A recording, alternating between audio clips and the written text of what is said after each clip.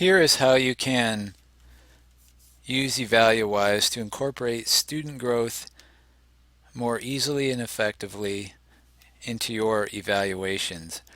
As you can see here, we have a rubric outline listing the domains, components, elements, and then we have several tabs. One is the student growth. This is where you would activate the student growth component of the evaluation. So you would just turn this slider on to yes, and then if you'd like to calculate a weighted average using these percentages, you would turn this on to yes. So you can determine what you want your professional practice and student growth weight to be. 70-30 we have here, so that means 70% of the overall rating on the summative evaluation would be professional practice. And of that 70, you can break it down by domains. So if you want different percentages for different domains, you can do that. And if you want to go down as far as the second level components and have those percentages, you can do that as well. That would make up your professional practice rating. And then the student growth rating would be, in this case, 30%. Now you can add any levels you want for student growth. So you put the name in, whatever score you want, and then this decision rule, you can set the range or you can set less than or greater than. What this will do is gives you the average score values when the ratings are entered for the teacher, depending on the assessments used, and then it'll provide a recommended rating using this decision rule. For example, unsatisfactory if they get between 1 and 1.99.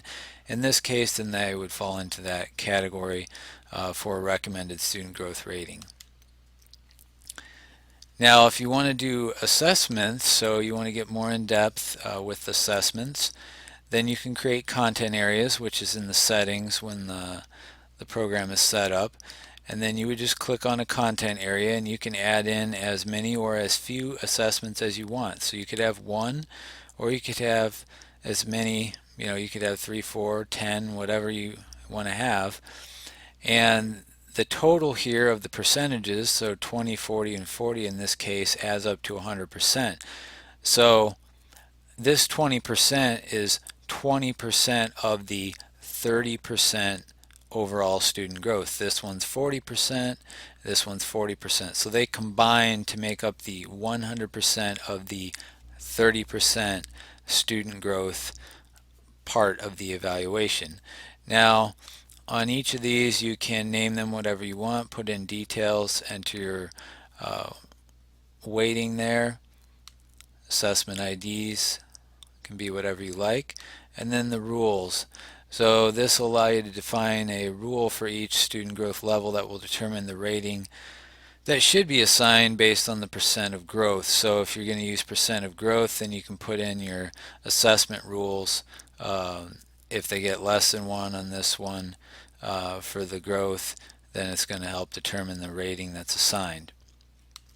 And you can do that for each one and for each separate content area. So these content areas could be anything you want. They could be individual teachers, they could be subjects, they could be grade levels. However you want to define them, you can do that.